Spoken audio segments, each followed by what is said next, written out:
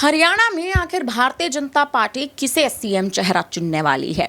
हरियाणा के विधानसभा चुनाव जीत लिए, बहुमत का आंकड़ा पार कर लिया, 48 सीटें अपने नाम लिख ली, लेकिन अब आखिर बीजेपी सीएम किसे बनाएगी, इसी सवाल पर राजनीति चल रही है।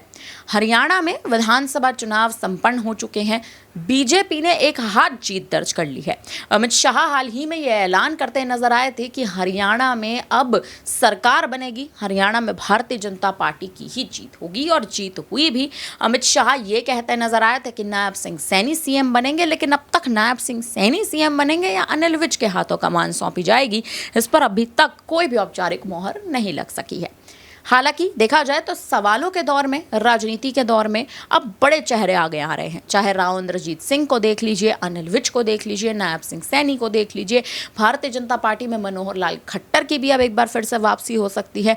बीजेपी की ओर से हरियाणा में बड़े चेहरे हैं, लेकिन कांग्रेस आखिर क्यों राजनीति कर रहा है?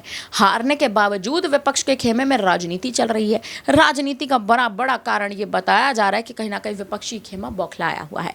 बौखलाहट इस बात की कि हरियाणा में भारतीय जनता पार्टी ने जीत दर्ज की, लेकिन जीत के बाद अब तक सीएम चेहरे का ऐलान नहीं किया। सीएम चेहरे को लेकर जोरों मंथन तेज है, क्योंकि सीएम फेस एक ऐसा बड़ा, यूं कहें कि राजनीति में एक ऐसी बड़ी चर्चा है जो हरियाणा में होती नजर आ रही है। बीजेपी के खेमे में बौखलाहट शुरू हो चुकी है। सीधे तौर पर कहें तो सिलसिलावर तरीके से भारतीय जनता पार्टी अब किसी ऐसे बड़े चेहरे को मौका देना चाहती है जो भारतीय जनता पार्टी की नींव हरियाणा में आगे ले जाता नजर आए।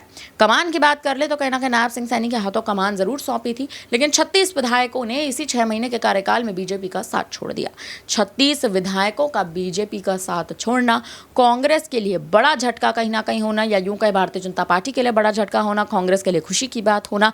36 विधायकों का पार्टी छोड़ के चले जाना और नायब सिंह सैनी के कार्यकाल पर बड़े सवाल उठना, ये तमाम वो बड़े मुद्दे थे जो एक दूसरे से जोड़कर देखे जा रहे थे।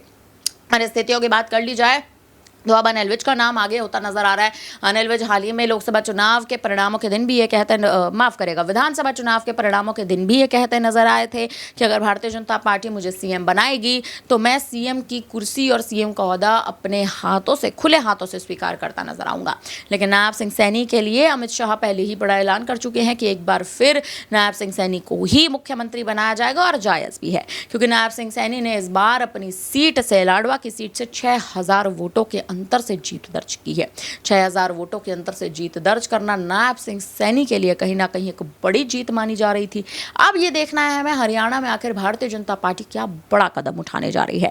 नायब सिंह सैनी को गद्दी सौंपेगी या अनिल विज या किसी अन्य दल के अन्य चेहरे के हाथ में कमान सौंपती नजर आएगी। फिलहाल इस पर आप क्या कहेंगे? आप हमें अपनी राय कमेंट करके जरूर दें। तमाम बड़ी खबरों के लिए बने रहिए हमारे साथ, देखते रहिए एक्साइ न्यूज़।